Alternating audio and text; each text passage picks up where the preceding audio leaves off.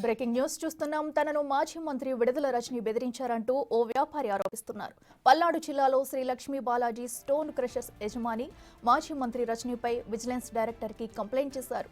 ఎడ్లపాడులో ఉన్న సంస్థ నుంచి 5 కోట్లు చెల్లించాలని తనని గతంలో బెదిరించినట్లు బాధితుడు ఫిర్యాదు చేశారు. డబ్బు చెల్లించలేదని అప్పటి విజిలెన్స్ ఎస్పీ జాషువాతో అక్రమంగా తనపై కేసులు పెట్టినట్లు బాధితుడు ఆరోపిస్తున్నారు. ఎమ్మెల్యేకు 5 కోట్లు ఇవ్వాలని, లేకుంటే 50 కోట్లు ఫైన్ అంటూ బెదిరించినట్లు ఫిర్యాదులో పేర్కొన్నాడు. చేసేదేమీ లేక ఎమ్మెల్యేగా ఉన్న విడుదల రజనీకి 2 కోట్లు, ఎస్పీ జాషువాకి 10 లక్షలు, విడుదల గోపీనాథ్కు 10 లక్షలు ఇచ్చినట్లు ఫిర్యాదులో పేర్కొన్నాడు.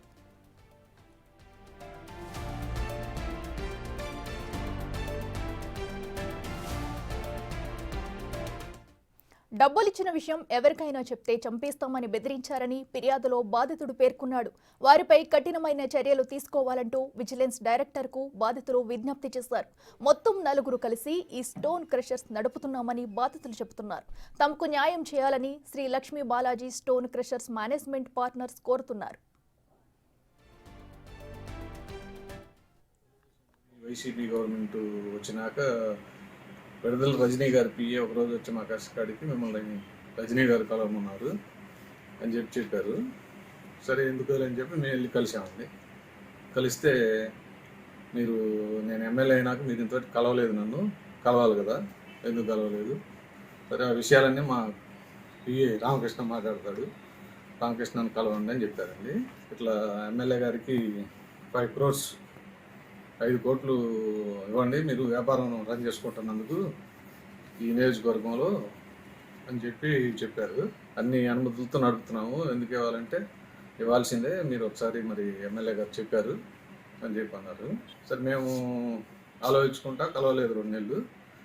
తర్వాత ఒకరోజు సడన్గా విజిలెన్స్ ఎస్పీ వాళ్ళ సిబ్బందితో 20 మంది సిబ్బందితో వచ్చి ప్రెస్లో రైడ్ చేశారండి.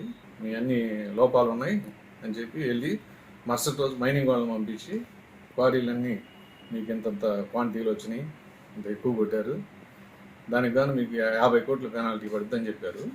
అలా వచ్చి తర్వాత ఎమ్మెల్యే గారిని కలిసాము. కలిస్తే మాకు ఇవ్వాల్సిందే డబ్బులు అని చెప్పి అన్నారు.